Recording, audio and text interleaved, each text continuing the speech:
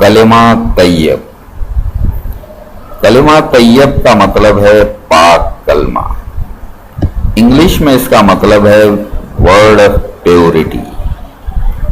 ہندی میں اس کا مطلب ہے پوتر شبد.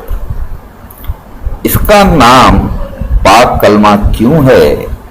کیونکہ جو شخص اس کلمے کو زبان سے پڑھ لے، دل سے مان لے اور اس کو عملی جامہ پہنا دے، اس کی روح پاک ہو جاتی ہے. اس لیے اس کا نام ہے کلمہ طیب یعنی پاک کلمہ.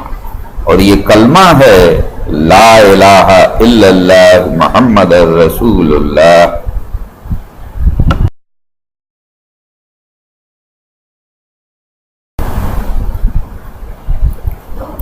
لا انگلش میں لا کا مطلب ہے نو بڈی. ہندی میں اس کا مطلب ہے کوئی نہیں. اردو میں نہیں کوئی.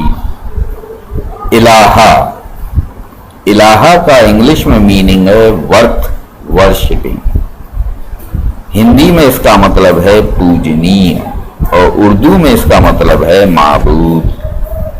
الا اللہ انگلش میں اس کا مطلب ہے ایکسپٹ گاڈ.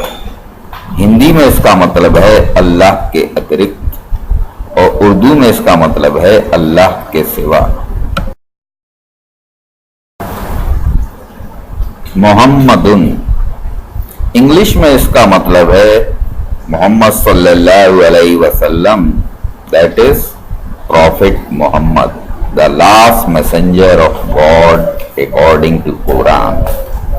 ہندی میں اس کا مطلب ہے محمد صاحب یعنی محمد صلی اللہ علیہ وسلم، آخری سندیش واہک اللہ کے. اردو میں اس کا مطلب ہے محمد صلی اللہ علیہ وسلم. رسول، رسول کا مطلب ہے میسنجر آف گاڈ.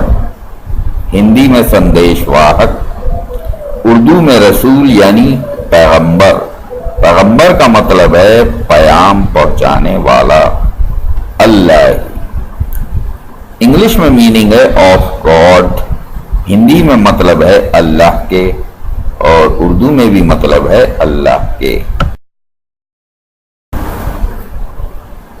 لا الہ الا اللہ محمد رسول اللہ. اللہ کے سوا کوئی معبود نہیں. محمد صلی اللہ علیہ وسلم اللہ کے رسول ہیں. انگلش میں اس کا مطلب ہے nobody is there except Allah who is worth worshipping and Muhammad صلی اللہ علیہ وسلم is messenger of God.